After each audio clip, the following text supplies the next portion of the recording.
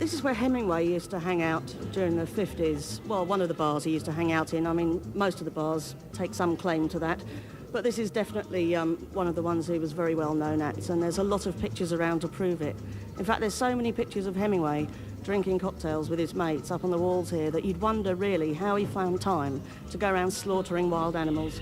There's a particularly fetching picture of him which was taken around 1951, standing next to the absolutely ridiculously handsome Gary Cooper, having a laugh and a joke. And another picture underneath it where he's talking to Errol Flynn, who definitely looks like he's had more than one too many of the famous daiquiris served here. Yes, he doesn't look too hot at all in that one. I'll stick with Gary Cooper, I think. Okay, they've turned the music down a bit now so that I can get into the serious business of actually learning how to make the perfect daiquiri. I mean, there is another bar down the road where Hemingway spent a lot of time, the Bodeguita del Medio, but that was where he drank mojitos, and that is another cocktail. You've got to have the right bar for the right cocktail. So I'm hoping now that Nikolai, our barman, is going to give me some instruction how to make a daiquiri. Daiquiri is the sugar, lemon juice, 5 drops of maraschino, rum, maraschino, 5 drops, rum, white rum, and the crushed ice in the mixer, and we serve cool. Let me make sure I know, right? It's white rum, 5 drops of maraschino, crushed ice, sugar, and lemon juice. Okay. It's 11 o'clock in the morning. It's time for my daiquiri. We've got the blender. Sugar. The sugar's going in. Sugar, lemon juice. Generous squirt. lemon juice, Don't want it too sweet, this thing. Maraschino, 5 okay. drops of maraschino, 5 drops of that. Generous drops, I'd say. Right, load of crushed and the ice. crushed ice. Back on the blender stand. Here he goes. In goes the rum. Don't be mean with the rum, Nikolai. And a rather beautiful cocktail glass. One of those sort of cone-shaped ones, very 50s. Very smooth. Very, very smooth. Cheers. Bottoms up. Oh, it's like sucking crushed angels' wings, but colder. Brillará como el sol la verdad al pasar la tormenta de hoy. Ha opacado la gran realidad de haber sido tú mi único amor. En mi canto te quiero prendar los latidos de mi corazón, tan ardiente como el astrosol de mi Cuba, país tropical. Radiante de felicidad, más unido que nunca los dos.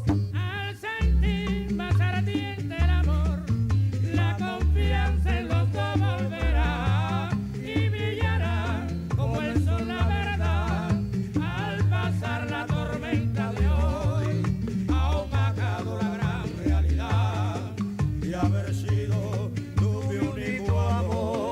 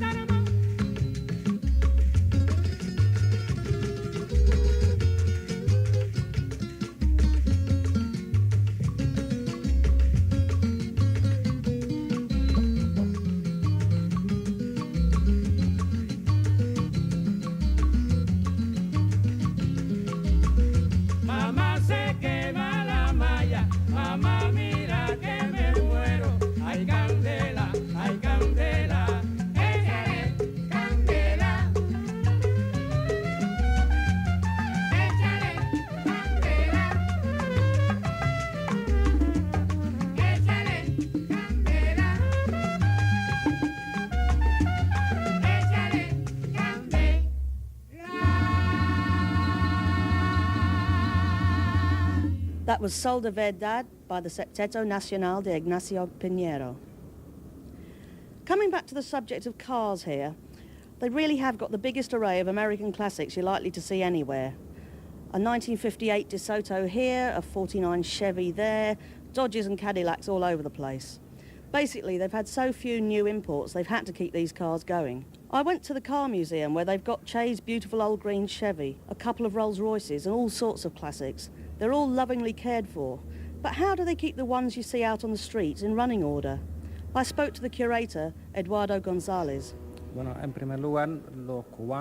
First of all, because we Cubans love anything to do with mechanics, so really it's a passion of ours. Secondly, for economic reasons, we've had to keep these cars on the road. We haven't really had any other option. There's a kind of philosophy behind all this, which is to do with redoing things and finding spaces, finding, windows, if you like, of opportunity. And really, because of the economic situation, we Cubans have had to remain very, very optimistic and positive about what it is we can do. And that's the way that, in a way, we win through and manage to do all these things. And the basic philosophy is to rellenar y buscar huecos, is to redo things and to search for opportunities. So you have to basically, because you can't, it's not easy to import spare parts, so you have to make do. You create your own spare parts out of whatever is around. It's the only way to survive this piece of art. It's easy to get nostalgic about those cars, and yes, they are beautiful. But of course, looks aren't everything. Here's Lucy Duran, who lived here as a child and now broadcasts on Afro-Cuban music. It's kind of looking at Cuba through rosy-tinted lenses. It's the soft focus look. It's glamorizing something which actually for Cubans is really not much fun, which is the fact that since the Cuban Revolution in 1959, that a lot of things have stood still economically.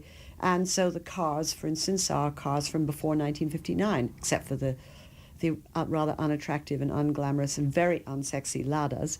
But otherwise, you've got these old Cadillacs and old Chevys and old Pontiacs and carefully preserved, because that's the only kind of car you can get.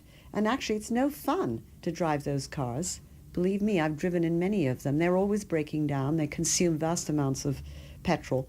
They're expensive to run, and they only go at about 30 miles an hour.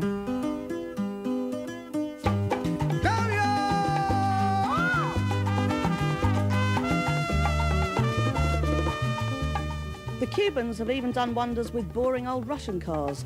They have invented the stretch larder. Although the most common form of transport for the average Cuban is the bicycle, but it's not unheard of for them to attach a motor to that. Django, Tavani, Django, Tavani.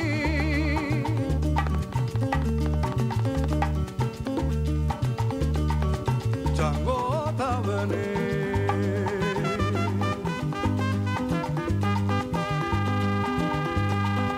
Con el machete en la mano, tierra va a temblar.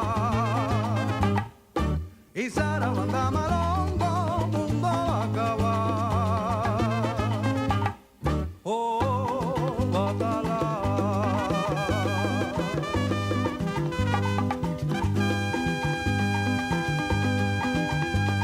Pero baile la rumba buena, la rumba ya se formó, la rumba ya se formó. Ya se formó, ya se formó, ya se formó. Django, Tavani, Django, Tavani.